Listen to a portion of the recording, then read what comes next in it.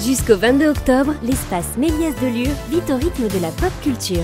C'est la 3e édition du festival L'enfance fait son cinéma. 8 jours de films cultes, d'expos, de musique et de rencontres. Revivez les années 80 avec E.T., les Goonies, Roger Rabbit, découvrez des biopics et une soirée spéciale avec l'école de musique et de théâtre. Un festival intergénérationnel à partager en famille ou entre amis. Programme complet sur les réseaux et le site du Cinéma Méliès. Chaque matin, nous parlons jeux de société, en tout cas le mardi. Faut pas pousser mémé dans les orties, comme aurait dit ma grand-mère. On va pas voir Guillaume tous les jours. Bonjour. Bonjour JP, bah si, on peut se voir tous les jours. Je ne sais pas si j'arriverai à tenir le choc. Oh, je sais pas si c'est pas plutôt moi qui vais pas avoir un souci à force. Non, je sais qu'il faudrait que je demande une prime de pénibilité à mon employeur. Ah. Vous aussi. Oui. Vous savez que Poudlard n'existe pas, Guillaume ?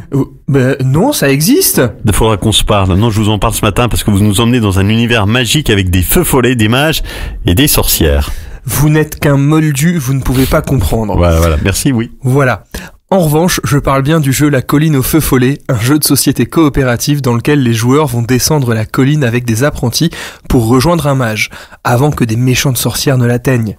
C'est un jeu pour 1 à 4 joueurs à partir de 5 ans. Bon, j'imagine que les feux follets vont nous aider à descendre la colline. Exactement, mais il faudra faire attention car ils aideront aussi les sorcières à descendre, car ils ne distinguent pas le bien du mal. Le matériel du jeu est très sympa. Nous allons avoir un plateau incliné, parcouru par un chemin avec des cases de différentes couleurs. 6 figurines apprentis qui sont placées au sommet de la colline, 4 figurines sorcières qui sont sur le chemin et 5 billes colorées qui représenteront les feux follets. Les billes sont toutes placées dans un petit sac avant le début de la partie. Chacun à leur tour, les joueurs vont piocher une bille au hasard dans le sac et vont la positionner en haut de la colline pour qu'elle roule tout en bas. Du coup, les billes vont toucher les personnages, non ?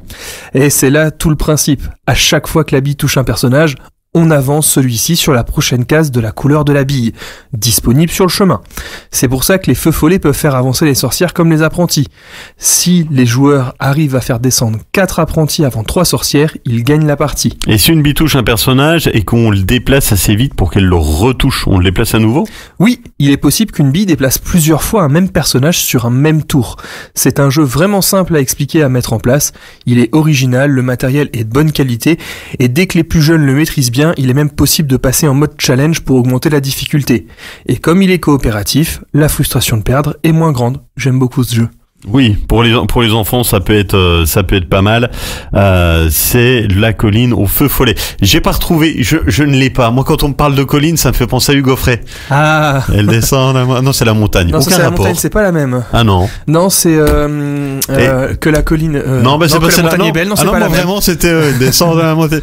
Je sais pas, ça m'a fait penser à ça. Alors, me demandez pas quel est le rapport, il y en a pas. De toute façon, faut que les vacances arrivent vite. C'est les congés scolaires, non déjà ? Heureusement, on est mardi. Oui, et.